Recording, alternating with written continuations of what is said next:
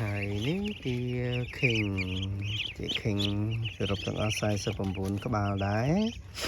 គេថាគាត់ដាក់ហាបានទៅ49ដែរបានទៅ49ដែរឃើញតែការលូតលាស់ប្រវេកល្អនេះថ្ងៃមុនចាប់ដោយសម្រាប់ចិត្តណាមួយសម្រាប់ចិត្តគេចិត្តដាក់ពណ៌ណាផ្លែផ្លែគេចិត្តទុកពណ៌ផ្លែផ្លែច្រើន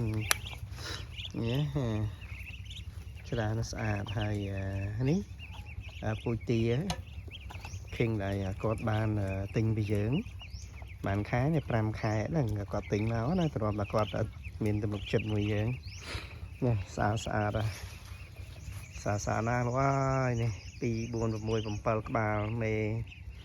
6ឈ្មោះមួយនិយាយថាស្រឡាញ់លើសពីស្រឡាញ់នេះ King សឹកហ្មងនេះស្រឡាញ់ហ្មងពូជដល់តហើយសឹងតែលួចចាប់ទៅផ្ទះបាត់តានេះស្អាតទៅស្អាតនេះគេរោមវាឡើងរលោងហ្មងឡងទាំងអស់នោះអូគេមានទឹកមានចំណីមានអីដល់គេណាតែទីខ្ញុំនៅផ្ទះវិញអត់មានរលោងចឹងទេស្អាតមែនតើនេះស្អាតចឹង